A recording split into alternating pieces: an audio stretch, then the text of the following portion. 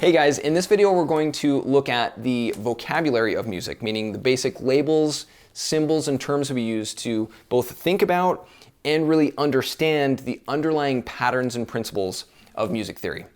And to be honest, this stuff is so fundamental, so basic, that it's often overlooked by most experts in the same way that fish don't really think about water.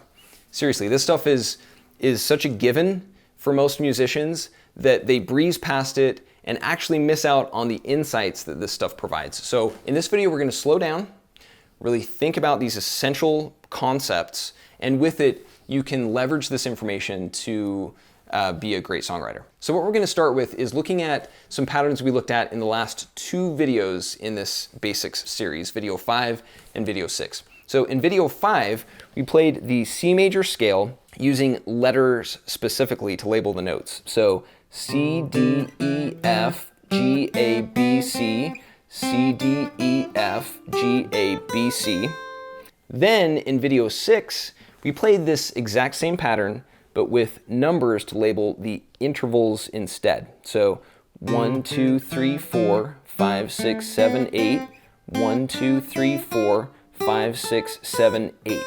Now, this is the exact same pattern, the C major scale, but do you notice a difference between these two illustrations? Now, obviously, one is labeled by letters, the one on the left, and the other is labeled by numbers, the one on the right. That's the easy answer, and it's totally obvious. But when I say that there's a distinction between these two patterns, it's a little more subtle. So let's look at it more closely. The letter labels on the left to label the notes are fixed, meaning they stay the same from one key to the next. C is always C, D is always D, E is always E, etc. Then the number labels on the right to label the intervals are variable, meaning they can shift from one key to the next. I'll explain this concept in a moment here, but to help kind of visualize what this looks like, let's look at this illustration, which is the guitar fretboard, where you have the notes on the fretboard. And then imagine that you have the letter and number labels on two different transparencies. These letters are printed on a plastic sheet just above the fretboard, and they are fixed, meaning that they stay in position above the notes. Then you have the number labels on another transparency, the one above, and that can move left, right, up, or down, depending on the key you're in. As you move from one key to the next, the number labels move around. Now, I know this is kind of abstract stuff, so let's look at this specifically with some examples in different keys. So looking at 4 different keys as some specific examples, and this will show this concept more specifically, starting with the letter names for notes. In the key of C, this red square is the C note. So you have C, D, E, F, G, A, B, C. Then in the key of G, you start on the G note. C is still the red square. The G scale is G, A, B, C, D, E, F sharp, G. C is still in position. It's on the 5th string, 3rd fret. Then in the key of D, C is still the red square. It's not in the D major scale, but it's still that 5th string, 3rd fret note. And then in the key of A, again, C is not in this scale, but it's down on the 5th string, 3rd fret, and it's the same from one key to the next. Likewise, D is always D from one key to the next, E is always E, F is always F, etc. But now let's look at these same 4 major scales, but using the number labels to mark the scale degrees, and you'll see that they function a little differently. In the key of C, 1, the number 1 aligns with the C note, the red square. You have 1, 2, 3, 4, 5, 6, 7, 8. 1, 2, 3, 4, 5, 6, 7, 8. 1 and 8 are the same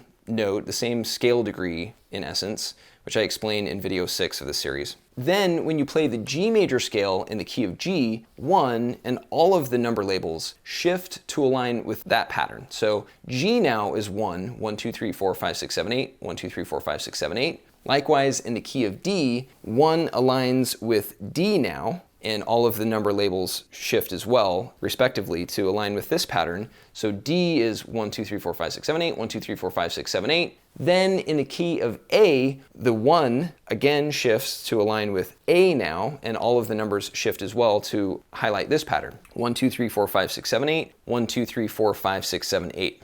So this is what I'm talking about. The letter names are fixed, meaning that they're always the same from one key to the next on the fretboard.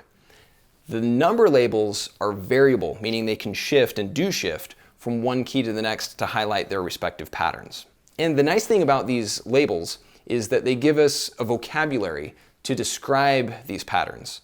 Letters and numbers combined give us alphanumeric characters to describe these interesting properties of music, both the fixed nature of pitches and the variable nature of scale degrees or intervals in the various keys. But for as nice as these alphanumeric characters are for the mouth, for us to speak and describe these patterns, they're not so good on the eyes, meaning they're visually complex, and now we have a dual system of symbols that can be hard to reconcile visually. So to illustrate this concept a little more specifically, let's look at the key of C, where we have both the letter names for notes and the number labels for intervals superimposed. So we've basically taken those two transparencies, the letters and the numbers, stacked them on top of each other, and now we're trying to look at the fretboard pattern with both conflicting, this visual cacophony, this visual complexity of clashing symbols overlaid on top of each other. And it's not so intuitive, right? Because the letters make sense when you just kind of think of the letters on their own, and the numbers make sense when you just kind of think of the numbers on their own. Do you see what I'm saying?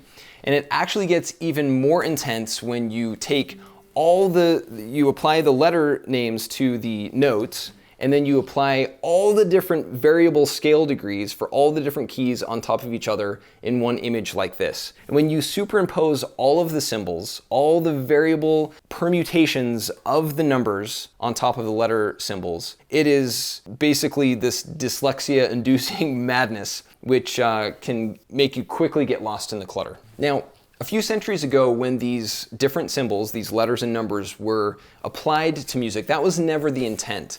Our forefathers of music weren't trying to screw us over.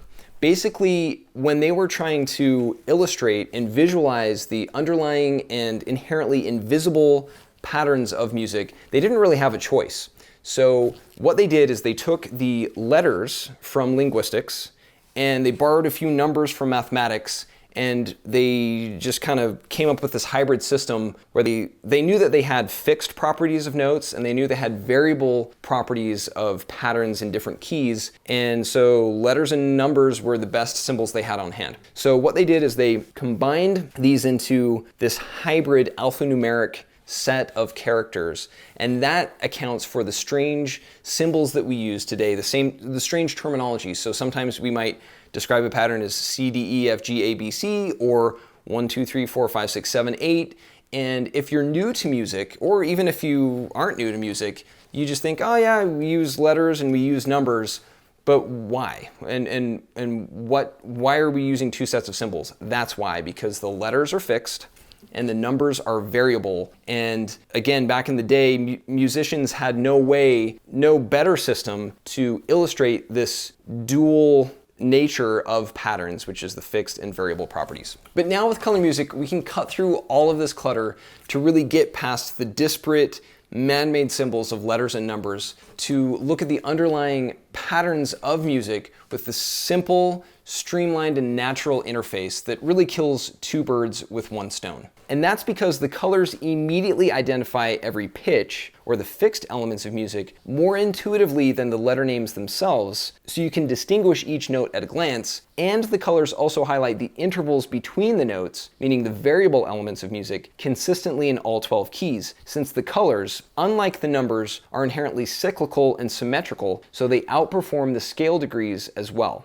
So now you can absorb every pattern with ease because the information is baked into the colors already. Which means that when we apply this color pattern to the fretboard, this inherent streamlined interface is now baked into the guitar itself so that you can start to understand these patterns more intuitively, more quickly, and really start to make sense of things as you write songs. Now going forward, we're still going to use these letter and number labels to illustrate the different patterns because, after all, these numbers and letters are good for verbal and written communication. They help us describe and communicate with each other about these patterns.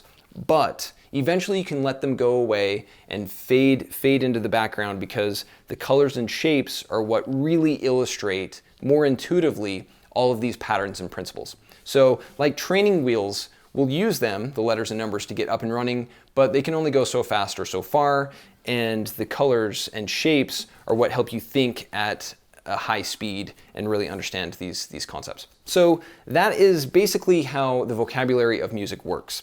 It describes the fixed and variable properties of music using letters and numbers, and with color music you can picture all of these things more intuitively in a streamlined way. But what's cool is that color music kills more than just two birds. It packs more than a 1-2 punch, that is, because there's a third property of music that the colors illustrate beautifully and more powerfully as well, which we'll look at in the next video. So check it out.